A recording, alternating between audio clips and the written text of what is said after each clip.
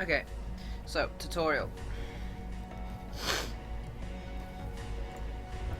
So first of all, we're going to be learning about how to, just the very basics of the game first. One of the elite spellcasters of the multiverse. During duels, you will face fearsome enemies, sometimes other planeswalkers, to battle for power and glory. Okay, so this here, this is me. This over here is my enemy. So you can see here, I've got 60 cards in my library, and so does my enemy. I have 20 health, and so does my enemy. You each start with 20 life. The first player to reduce the opponent's life total to 0 is the winner. So that's the objective of the game. Our planeswalker, so think of this as you. So think of it as though it's like Pokemon, but the Pokemon have the option of killing the trainer. Okay? So think of it like that. The objective isn't to kill the creatures, rather it's to destroy the planeswalker with your creatures. Your library is the deck of cards containing all the spells, creatures, and resources you'll need to defeat your opponent. You begin the game with a hand of 7 cards. Use the mouse to select a card in your hand. Use the mouse wheel to zoom in on the selected card. So yeah, at the start of a game, you draw 7. You shuffle your deck, and you draw the first 7 cards from the top of your library. So we've just drawn our first 7 cards. Now, an ideal thing for me, a forest deck user, would be to have about 3 or 4 forest lands. So land is your mana. So because I'm using a forest, you could think of it as like a grass Pokemon, I suppose, if you're familiar with that. This is what I'd play in order to be able to, summon creatures and whatnot. And we'll get into that in a second. So an ideal deck is to have about 4 lands. On your opponent's first turn, he plays a land. Once on the battlefield, lands provide the mana needed to cast spells. So you want about 4 lands and then like some low-level monsters to start off with. Okay, so it was his turn. At the start of a turn, if you have land, you're always going to want to play land, because land is the source of your power. The more land you have, the stronger abilities you can use, the stronger creatures you can summon, the stronger spells you can summon, that kind of thing. So he's played his land. You can play 1 land per turn, unless you get given a special rule otherwise. Say you pull a card and it says, I don't know, you've already played a land, and then you go to play I don't know, a spell or a creature, and it says when you play this creature or spell, draw another land from your library and put it in the battlefield, something like that. But normally 1 land per turn. So now that he's played his land, he's going to play a creature. So creatures are also considered spells. So he's played 1 land, 1 mountain land, and you can see here 1 mountain energy. That's the cost needed in your mana. So in your mana pool, he's got 1 energy of mountains in his pool. So he spent that energy on summoning this crazed goblin. So we see here, crazed goblin attacks each turn if able. That means that so you could choose to either attack or not attack in any turn, basically, if your character is available to. But this crazed goblin has a special ability where he can't lay off. He has to keep attacking because he's mental. He's lost it. He needs to keep jabbing stuff with that spear. So he has no choice but to attack each time.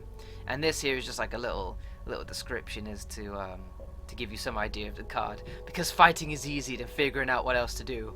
So that's kind of reflecting in his need to just keep poking stuff.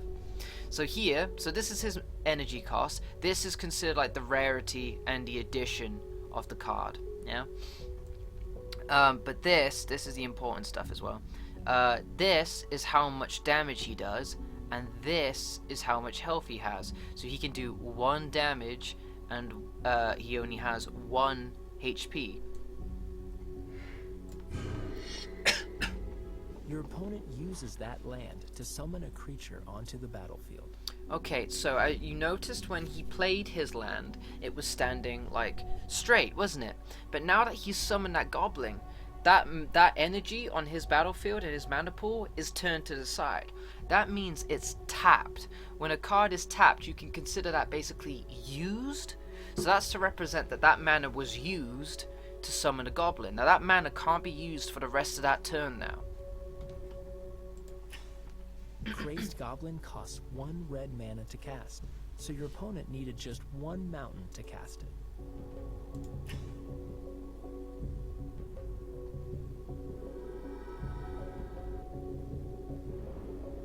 So you see here this purple swirly stuff? That's called summon sickness. So when a creature gets summoned on that turn, so you play your card, you play your land, and you see you have enough energy to play a Crazed Goblin. So okay, I'm going to play the Crazed Goblin. You tap your land to say you've used that energy to summon it, and you put the Crazed Goblin down. He comes into the battlefield, but he's got this summoning sickness. Kind of think of it as though it's like a bit of a disorientation for the creature, like he's just been put into the battlefield and he doesn't really know where he is or what he's doing or something like that. It basically just represents that he can't attack on the same turn that he's summoned. So that's represented as summon sickness. Creatures cannot attack on the same turn that they are summoned in, unless otherwise. There's special abilities where they don't, where summon sickness doesn't affect them, but we'll get into that later. Generally though, monsters that are summoned on the turn cannot fight. But they can defend. They just can't attack. You can play 1 land on each of your turns. Play a forest now. Okay, so now he's had his turn. Yeah, so a turn would go, play your card, play any kind of spell, instant, creature ability, that kind of thing, and then you go into a combat phase. And then after the combat phase, you also get another turn to use any kind of spells, instants, play a land if you haven't even played a land yet. You don't have to start a turn by playing a land. You can the more you get into it, the more you can kind of be like, okay, I'm gonna hold off on playing this certain card to the end of my turn, or so on and so forth. But we'll get into that a bit more. So he's played his land, he's played his creature. He can't attack because it's suffering summon sickness. He doesn't have enough mana to like cast any kind of spells, so his turn's over. So now it's my turn. So I'm going to do the same thing. I'm going to play a land. Now I'm going to see if I have anything to play with 1 mana. So I have a Runeclaw Bear, but that you can see here it costs 1 forest, and this 1 in a grey circle means an extra energy. It doesn't have to be a forest, it just needs to be any kind of energy. It needs to be some kind of land. Energies are called land in Magic. So I need 1 forest, which I've got down, but I also need another land, which I don't have. Okay, so it's his turn again now because I can't do anything. So now he's got 2 mana. So now it's his turn. That tapped mana before becomes Crazed untapped. Goblin attacks. Because you have no creatures, you're unable to block. So I'll just go back and tell you that again. So because he summoned the goblin in his last turn and tapped that mana, he couldn't use that. But now that it's his turn again, it's called his upkeep. So any tapped cards become untapped and usable again. So now he has 2 mana at his disposal. So he could say use a card. He could summon a card that has another Crazed Goblin if he had one. 2 Crazed Goblins if he had them. You can summon as many creatures and spells as you want, so long as you have the mana to pay for it in the turn, basically. So now he's attacking. It's his second turn, and so his summon sickness with his goblin no longer applies. So he can attack me now, and he thinks, why not? I'm gonna go for it. And well, he has to, because his Crazed Goblin has a special rule where he always has to attack. But say if this wasn't a Crazed Goblin, if it was just a regular creature without any special rule, he could choose, do I want to attack or don't I? But he's gone for it, and why not? I can't defend myself because I don't have any creatures to block him with. So it's just some easy damage onto me. So he's gonna go for it, and because he does 1 damage, he's gonna hurt my Planeswalker for 1 damage. So instead of 20 health, I'm now gonna have 19.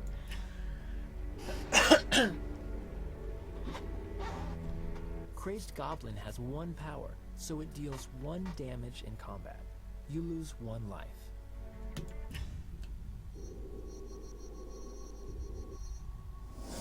Asshole. So you'll notice here that the goblin will now become tapped. He's been used. That means he cannot defend on my turn now. So that's the kind of tactic. The more lands you have on the battlefield, the more powerful spells you'll be able to cast. So now that he's attacked, he's become tapped, which means he cannot block until it's his. He can't become untapped until his next upkeep. So he can't block me. So that's one reason why you may want to hold off sometimes on attacking, because by attacking you also lower your defenses.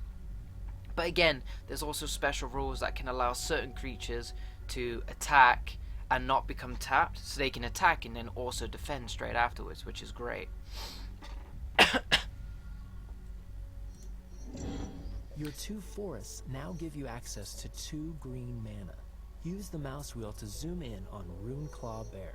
So we talked about this Runeclaw before. Bear requires 1 green mana and 1 mana of any type to cast. Click on Runeclaw Bear to cast it. So we went with Runeclaw Bear before, but we didn't have enough mana to summon him before. So now that we have two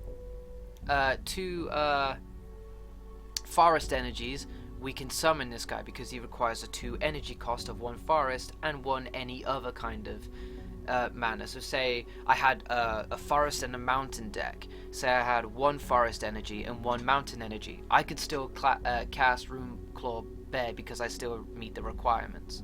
So now I have enough mana to summon him. I think, why not? Let's get him on there. Let's get some defense going. When you use mana from lands, those lands become tapped and can't be used again until your next turn. Okay, so we already went through that. A creature can't attack the first turn you summon it to the battlefield. This is often called summoning sickness. The creature will be able to block if you're attacked. Okay, we also went through that as well. So a creature that's summoned usually cannot attack on the same turn that it's been summoned, but it can defend.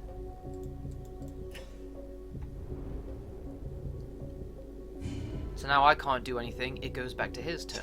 So he gets his upkeep, his goblin becomes untapped, and he can attack again if he wants to. So it's rinse and repeat, that kind of thing. So he's attacking me now because he has to. Crazed Goblin attacks. Because Runeclaw Bear is untapped, you can choose to block with it. Alright, so the Crazed Goblin has to attack, no matter what. So he does 1 damage and has 1 health. The Runeclaw Bear has 2 damage and 2 health. So that means I can block this goblin and destroy that goblin with my bear, and also stay alive myself. And the great thing is, at the end of every turn, any damage done to a creature that is still alive, so say he's going to take me down to 1 health now because I have 2 health and he does 1 damage. My bear is going to have 1 health. But at the end of my turn, because my bear is not dead, it goes back to 2 health again. So damage resets after every turn if you're not killed. Click Runeclaw Bear to select it. Then click Crazed Goblin to block it. Then click Block to finalize your choice. So now I'm going to block this goblin with my bear. You don't become tapped when you block, because you're not using him technically. Crazed Goblin has 1 power, so it deals 1 damage to Runeclaw Bear. Runeclaw Bear has 2 power, so it deals 2 damage to Crazed Goblin at the same time. Crazed Goblin has only 1 toughness, so 2 damage is enough to destroy it. Runeclaw Bear has 2 toughness and takes only 1 damage, so it survives the combat and remains on the battlefield.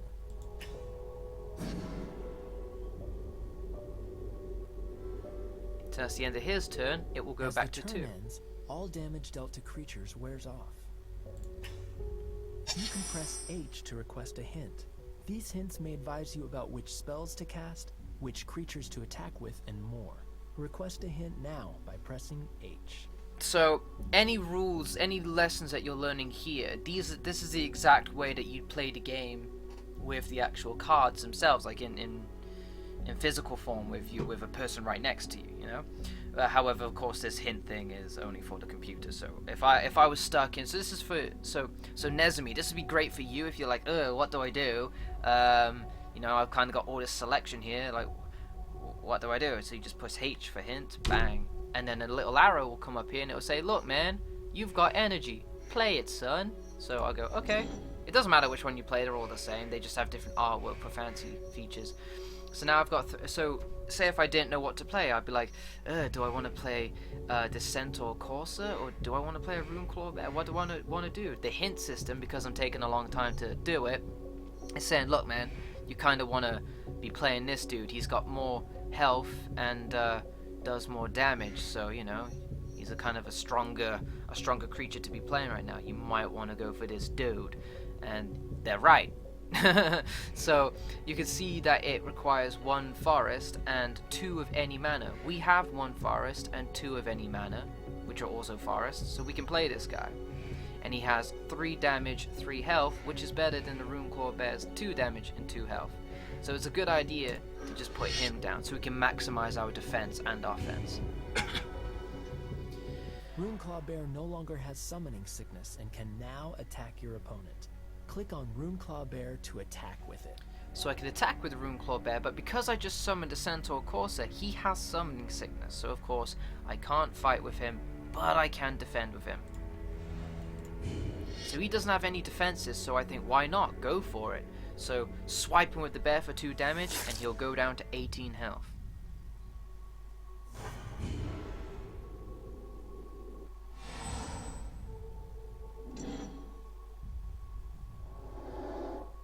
Okay, so he's just played Bloodrock Cyclops, a 3/3. Bloodrock Cyclops attacks each turn if able. So that's the same rule as the Crazed Goblin, basically. It means he has to attack if he's able to. He can't hold off. He has to beat shit. There are only 50 words in the Cyclops language, and 10 of them mean kill. So he does 3 damage and has 3 health. So that means if I was to fight him with my Runeclaw Bear that has 2/2, he'd destroy my Runeclaw Bear and he'd stay alive. So it wouldn't be a good idea for me to defend this dude's attacks with a Runeclaw Bear. However, if I was to attack with a Runeclaw Bear, he could be like, okay, I see he's weaker than this creature. I can use my Bloodrock Cyclops to defend him, so to prevent damage from coming to me and also killing the bear, because the Cyclops can take it and still stay alive. So it'd be a good idea to defend with him if I have to, or just take the damage myself. Sometimes it's good to just let your Planeswalker take damage. Don't think you have to always prioritize not taking damage. Any number of spells each turn. Okay, so it's our turn again. Play another land. So now we see we've got Runeclaw Bear as our option. So highlighted cards are cards you can play. And we've got Colonian Tusker, so, who has 3 damage, 3 health. So again, better than the Runeclaw Bear. Let's play him.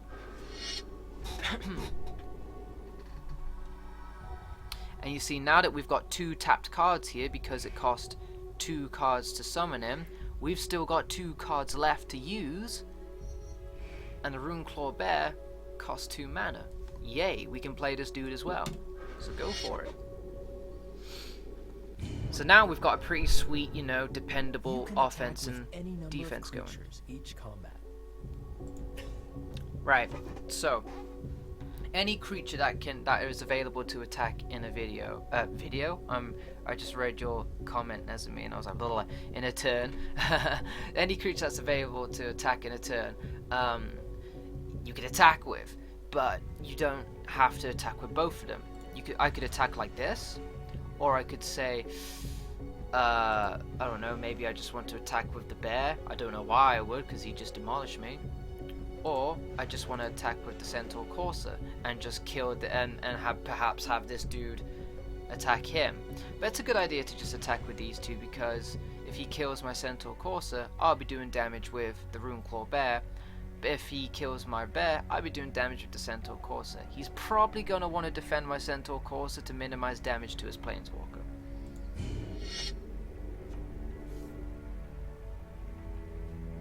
He's going to defend my bear. So that's the reason why he's doing that is so his Cyclops can stay alive himself as well. Because that's the only means of defense he has right now, and offense if he doesn't have any spells. So he doesn't want to put himself completely out there with nothing. So in that instance, he prioritized his creature over his planeswalker. You can block a single attacker with any number of creatures. Your opponent will divide the attacker's damage among its blockers. So you can block a single attack with any number of creatures. Your opponent will divide the attacker's damage among its blockers. So I'll just show you how that works. So Cyclops, the Cyclops is attacking me. So I'm like, uh-oh, problems. So I want to say, block him because, you know, I don't want to take damage as this dude. I could if I wanted to, but I don't want to. So what I'm going to do is defend with both of the cards. Now, what my enemy can do is then distribute those attacks. So he chooses who he's going to fight first. So chances are he's probably going to fight my bear first, or he's going to fight. If I was him, I'd probably. Yeah, I don't know what I'd do. He'd probably be shagged either way. So he's going to defend now. He's choosing to go against my Colonian Tusker, so he's killing my Colonian Tusker in the process. But then my bear is just like, you're a dick. My Colonian buddy, how dare you. So now they exchange blows and they kill each other, going into the graveyard or the discard pile. So it's my turn again. Energy. And he has no defense now. So why not? Let's attack with him.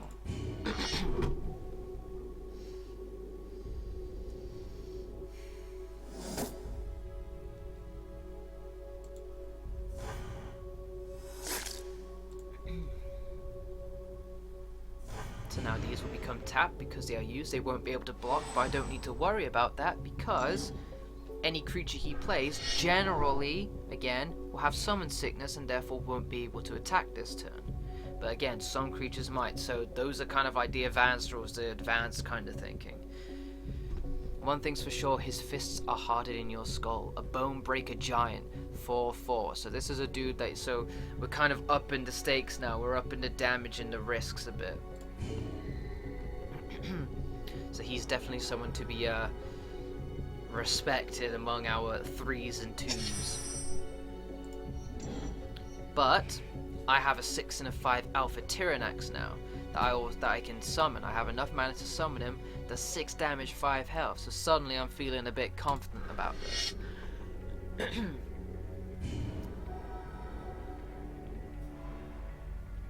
So I could either choose to attack with all of them. So it'd be my bear and my Corsair, and chances are he'd defend against my Corsair to kill him, and just allowing my bear to swipe him for some damage. So I could be like, do I just want to sacrifice my Corsair just so my bear can get 2 hits in? You know, I could do right now because things are looking really good for me. I have 19 health, he has 10, and I've also got this big bad boy to go against.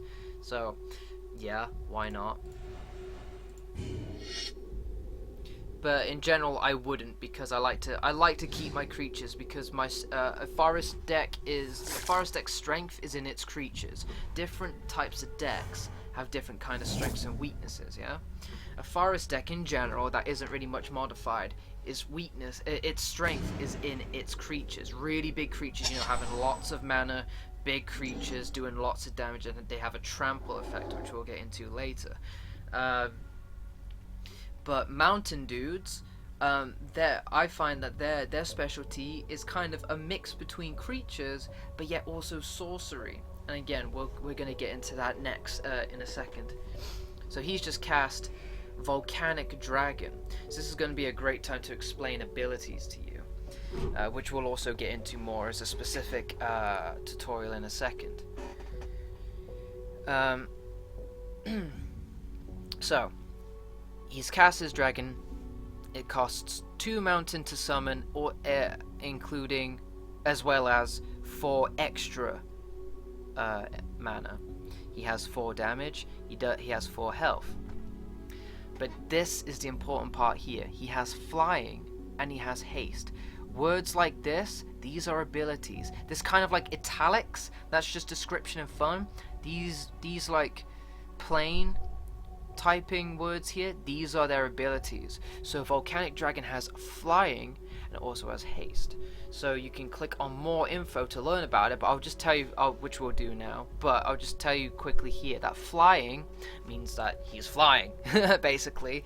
But how that affects the game is that flying creatures, when they attack, they can only be blocked by either flying creatures or creatures that have another ability called reach.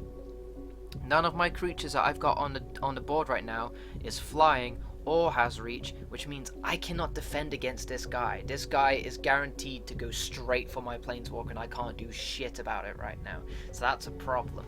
He also has haste. Haste means he doesn't suffer from summon sickness, so he can come into the battlefield right now and just go, okay, let's go, bang! So that's a really nasty card. So he comes in and instantly he can attack me and I can't even defend him because I don't have flying or reach. So for more information about the card, we click here. So flying. Creatures with flying can't be blocked except by creatures with flying or reach. Creatures with haste ignore summoning sickness. They can attack and their tap abilities can be played as soon as they enter the battlefield. So this little arrow thingy here, that means tap, so it's kind of symbolizing the turning over to the side. So yeah, that's a mean card. For our situation at least, anyway.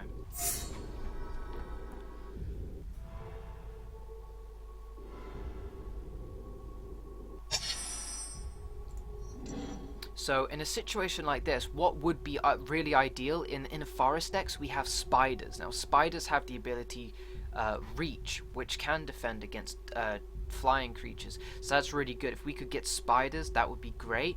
But you can also kill flying monsters if they decide to defend you. So say if I'm attacking with the Alpha Tyrannax and he goes, oh okay, I want to defend. I don't know why he would want to do this, but he goes, I want to defend with my flying creature. I'd kill it that way, because the flying creature would have to come down and fight my creature, so that way my creature on the land can actually reach him and beat him up.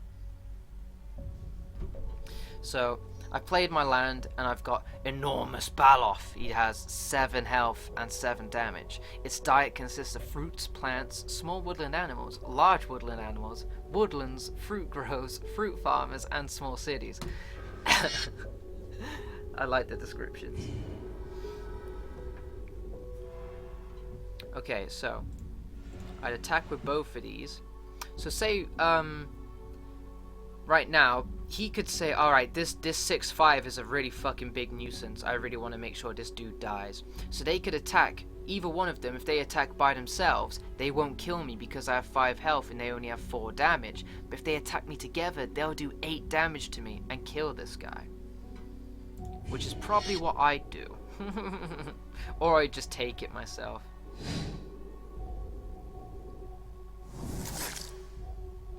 Okay, so he kills my bear with the dragon and I can't kill him because it doesn't do enough damage.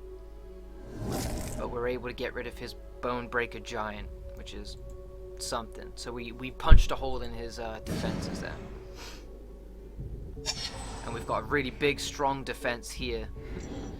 But right now we can't defend against his flying creature, so he's guaranteed to attack me. But for the sake of the tutorial, I think they're holding off on those attacks to kind of not put too much pressure on me, assuming I'm new to the game, which is cool.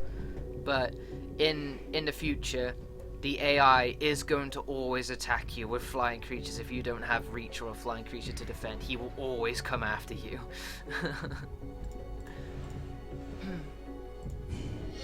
Alright, so now his flying dragon's in a bit of a situation here. He has to save the planeswalker, otherwise this damage is going to kill him. So he's going to defend against my Baloth, and he gets killed in the process. It was a desperate attempt to try and save the planeswalker because he only has 2 health, and that would have killed him if he didn't. So basically, my enemy is up shit creek right now, and is just sacrificing creatures to try and save his hide. All for naught. For you are fucked.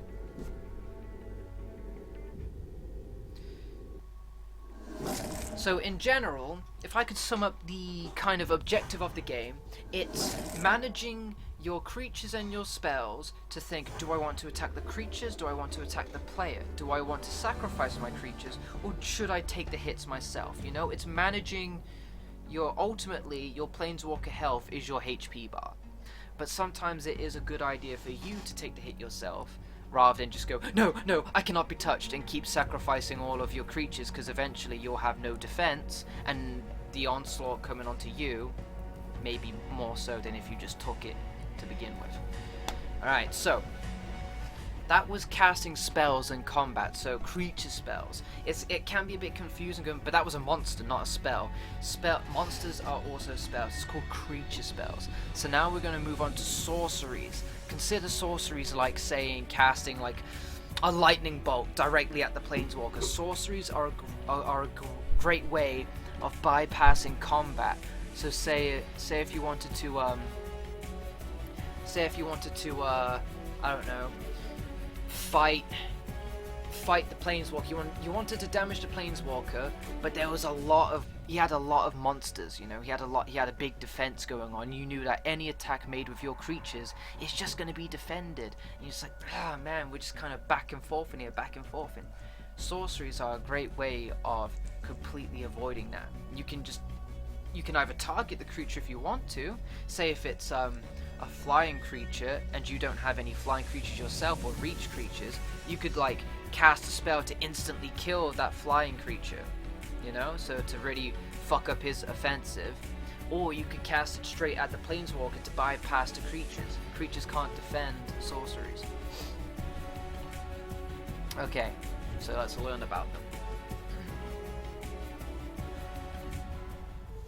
Okay, so we start the fight again, and we've got our 7 cards from our hand. Now, we talked about that before, how we draw the first 7 cards from our library. But in the future, if you wanted to, say you draw 7 cards and you go, oh god, I've got way too many lands, or I've got too little lands, or I've got way too many creatures and not enough lands to play them. You might go, this is probably not a good hand to start with. You can discard that hand and draw the next 7 cards from your library. And then you go, oh, okay, yeah, this is a better hand. Or you may go, oh god, this is actually even worse. And then you say, okay, I'm going to put that away and draw another hand. But this time, you can only draw 6.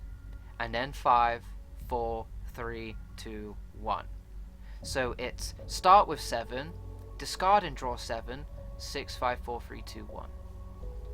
So that way, you kind of don't want to be going into the 6s and 5s, because ultimately, you know, you want as many cards to start with as possible, don't you? You want your options to be as varied as possible.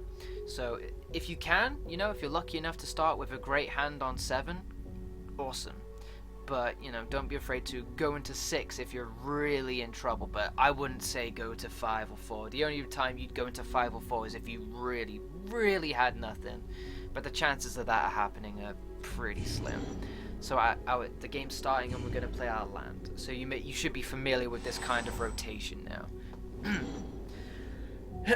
So this is a swamp dude. They have a different kind of play style. But we won't worry about that for now. We'll just play the game. And see, we've got our 2 lands. So we can summon our Runeclaw Bear that we know now already. Cost 2 land.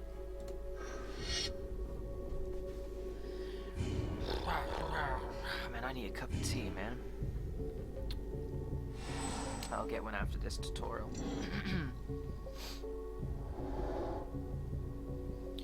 Right, so he just played his first card. This is a sorcery. So you notice it doesn't have damage, it doesn't have health. This is not a creature, it is literally a spell. It's something you cast and then goes away. So his sorcery is Taste of Blood.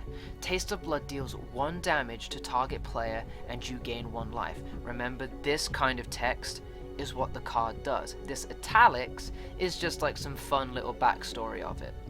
So, Taste of Blood deals 1 damage to target player and you gain 1 life. So think of this as though the Planeswalker is like some kind of vampire or something. So he's just bit into me, sucked a bit of my life out and used it to put onto his. So even though we all start off as 20 life, you can go above 20.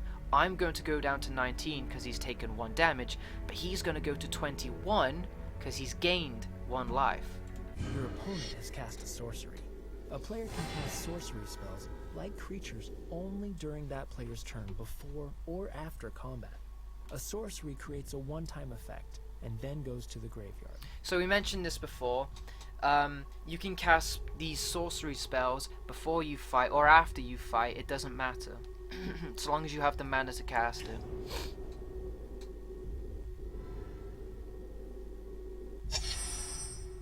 Alright. So we're going to play another Runeclaw Bear, and because this dude doesn't have Summoning Sickness anymore, because we've already gone through one phase of him being on the battlefield, we can attack with him. And he doesn't have anyone to defend with, so why not go for it? Again, that's basic. That's a basic way of looking at the game. Later on, as you get more into it, you'll understand that sometimes... Ooh, hold up. But that's like later on for really sneaky players, you know, really sneaky players that purposely hold off a lot of shit and keep you guessing. Alright, so this is a creature, you know, we've got the, it costs 1 swamp and 1 random, and he has 1 life, does 1 death. Now, again, his abilities, he has flying. We've already gone over flying. We know what that does. That means that if he attacks, we cannot block unless we have another flying creature ourselves, or if we have a creature that has reach. We don't. So he can just keep nipping at us like a little dick. But he also has a lifelink. So let's look at that some more. Lifelink. Damage dealt by something with lifelink also causes its controller to gain that much life.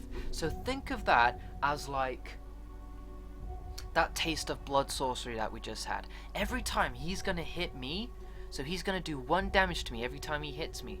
Every time he does that, his Planeswalker is going to get 1 extra life. So think of it as though it's feeding off of me. So that's what lifelink is. All the damage that he does to me each turn, the Planeswalker, not the creature, but the Planeswalker, goes on to his Planeswalker. What a dick. So yeah, in the game you also get these tips as well. So if you really understand flying and you don't want to see this, like, yes, I know, you can say don't show again. But if you think, oh no, I might forget that, so yeah, keep reminding me every time flying's played. You can just click OK. But I already know it, so I'm just gonna click don't show again.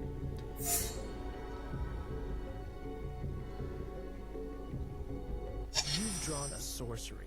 Monstrous Growth will let you give 1 creature a temporary boost. Okay, so we've got a sorcery. First of all, let's play our land so we can just see, okay, I've got 4 land to play with. Here's our sorcery. You can see it's sorcery here. So it will say something like sorcery, enchant, creature, example. So it doesn't have the damage or the health because it's a sorcery, not a creature spell. And it says target creature gets +4 to damage and +4 to health until end of turn. So that means that after the turn, the creature that I'm buffing with this spell will reset to its original values, but for this turn it's going to be a +4/+4. That's a significant boost. So I could play this card onto my Runeclaw Bear, and for this turn only, he, instead of being 2/2, it'll be +4/+4, so he'd become 6/6. That's pretty fucking strong. So I could say, put it on him. So now he has 6/6. You can see that it's been buffed. You can see it's in green now. So now I'm like, oh wow, yeah, I'm pretty fucking strong here. I could potentially do 8 damage to the Planeswalker, 6 here, 2 here. I'm going to attack him. Now, if this Planeswalker was smart, he'd negate all of that damage, 6 damage, going on to him by blocking this bear with his little 1 imp here. But for the sake of tutorial, I don't know what he's going to do. He might just let me have just like, oh yeah, he came up with that all by himself. Let him do all that damage to his enemy and make him feel good. Nope, he's going to block me. Fair enough.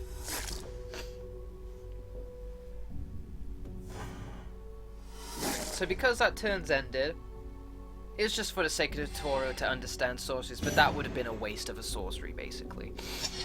I've gone back to 2/2 now because it's the end of my turn. Sorceries that I cast go into your discard pile as soon as you've used them. Graveyard, sorry. So we've got another sorcery here from our enemy. Vicious Hunger deals 2 damage to target creature, and you gain 2 life. So think of this as a lifelink, but instead of hurting the planeswalker, it's hurting one of my creatures instead. It says damage to target creature, and you gain 2 life. So my bears only have 2 life each. He could kill me, kill one of my bears, and get 2 life himself in the process. What an asshole. And again, creatures cannot defend against sorceries. He just has to take that damage and die. He can't fight against it. Trample, my favorite ability. We're going. This is what I love about forest decks. Most things are fucking huge and have an ability called Trample. What Trample means is, any excessive damage done to a creature goes on to the planeswalker. So you know, in that situation where that little 1/1 imp defended against my 6/6 bear, alright? He completely negated all of that 6 damage onto himself and preventing any harm coming to his planeswalker and sacrificing the imp in the process. That's a good tactic.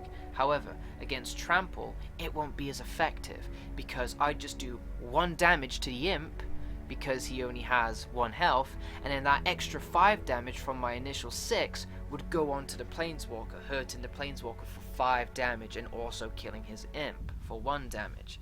That's what I love about Trample. So there you go. If a creature with Trample would deal enough combat damage to its blockers to destroy them, it deals the rest of its damage to the defending player.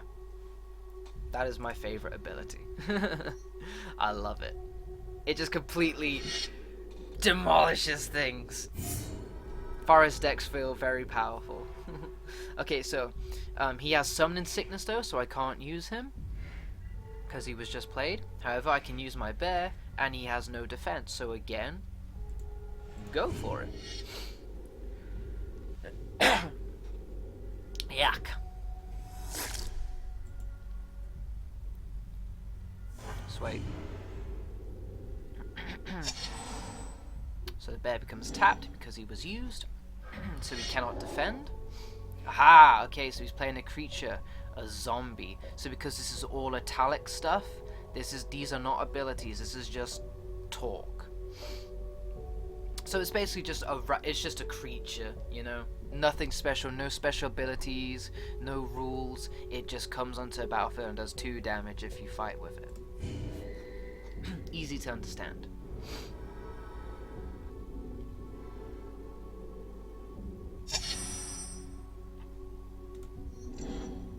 Okay, so we have an option here to either use a sorcery. Wait, hold up. 6, 1, 2, 3, 4, 5. Yeah, okay, so we can either spend all of our money to summon an Alpha Tyrannax, which is a creature, or we could spend our mana to use sorcery, called Bountiful Harvest. You gain 1 life for each land you control. So this card's ability becomes much more potent the more land you have. Doesn't matter if they're tapped or untapped, so long as you control them, they're on the battlefield. So 1, 2, 3, 4, 5, 6. I got 6 cards. That means I'd get 6 health for playing this card. So that I'd go up to 25. However, I'm already looking pretty good health-wise. I'm not in need of a healing, and I think, okay, if I save it, I'm not in need of it right now, and if I save it, because I don't need it, it may become even stronger, because in the future I'll be playing more energy, there'll be more land on the battlefield, thus strengthening this card's ability. So, probably a good idea to just play the Alpha Tyrannax for now. And strengthen our lines. So, attack with everything we got. Hopefully he's going to defend the Baloth so I can show you this trample effect. Yes, okay, brilliant. So you see here, the bear just does 2 damage because he isn't blocked to the Planeswalker. But here, he does 2 damage to the corpse, killing the corpse, but he does 4 damage normally. Oh yeah, hold up. It's because he killed me. I forgot he only had 2 health. Man, I really wanted to show you how it damaged him as well. Never mind. Catacomb Slug. Alright. You see here, he doesn't do much damage, but look at that health. He's basically a brick wall. So, it would take a lot of pain to get rid of that guy. Luckily, we've got a 6 damage creature.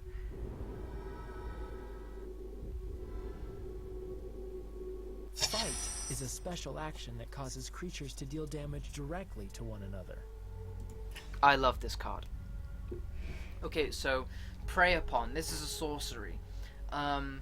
So target creature, again in the normal text, target creature you control fights target creature you don't control. This is not considered combat. Okay, so the creature that you fight with in this turn does not become tapped. You can use this card, fight a creature, and then fight in the upcoming fight phase as well. So this is a great way, because look at that 2/6. That's a problem. 6 health, man. He's just a fucking brick wall for us planeswalker. We don't like that. So I'm gonna cast that and put it on my Alpha Tyrannax because I know he can kill him and he can take the slug's 2 damage. And I want to fight the slug. So just getting him out the way. So even though he damaged me for 2 health, so now I'm down to 3, he doesn't have anything to fight with. I don't need to worry about that. So I can just go, okay, and attack with all. Because again, the damage gets reset at the end of my turn.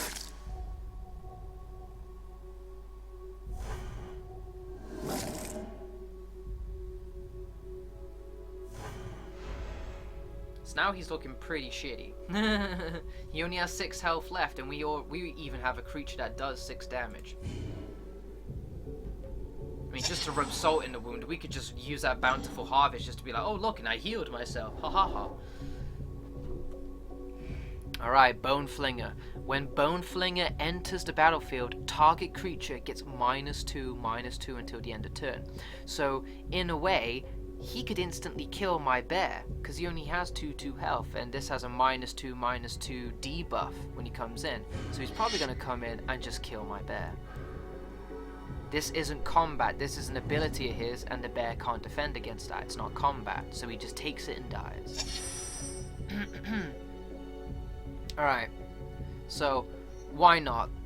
This is going to be the end of the road. He only has 6 health, and although that costs 1 mana, and this costs 5. 1, 2, 3, 4, 5, 6. Brilliant. Okay, so I'm just going to heal myself just to rub salt in the wound. So I got 25 health. Now, I could just say, right, now I'm going to fight. Right? I go click on him to fight the Planeswalker. He does 6 damage. The Planeswalker has 6 health. However, this dude's in the way. He could just go, I could completely negate that by just blocking you and taking all the damage. This dude doesn't have trample. So I won't be killing him and then hurting him. I'll just be putting all my 6 damage on him and he'd still be alive. This is the great thing about Prey Upon. I cast that on him and kill that zombie because I can take his 2 damage. See, I'm gone back to 3 health again. But now, I have that whole 6 damage to put onto the Planeswalker and not have to worry about it being negated by a defender. Bang. He's dead. And we win. Fuck zombies. Alright, so what's the next tutorial on? So here we learn about creatures. Yeah. Here we learn about sorceries. And here we're going to learn about enchantments. Okay, so enchantments are permanent buffs on the battlefield. They can permanently buff your creatures. They can permanently debuff your opposition. You know, they permanently affect the battlefield. you know, changes how things are gonna work. So in that sense, it's really great how Magic plays, because you never feel like you're getting the same game again, you know. Alright, so I'm just gonna be right back. I'm gonna get a cup of tea because my throat is a little dry from all this explaining. How are you liking it, Nezumi, and anyone for that matter who isn't too sure of Magic and is curious? How are people finding it? I hope I'm not like overcomplicating things. I like to kind of keep it simple. I'm hoping people are able to follow things okay. I'm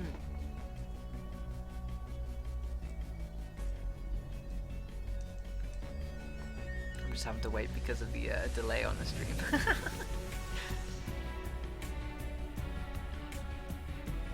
Yeah? Liking it? Yeah? Awesome. That's it. It looks complicated, doesn't it? In a way, you can kind of, you know, strategically make things complex to make a more interesting game. However, it's a very simple concept, and once you've got that, you can build upon it, you know? But you can play a game with just knowing the basics and foundation of how things work. Alright, that's awesome. Great. I'm glad a lot of you are liking it. Cool. Alright, I'll be right back.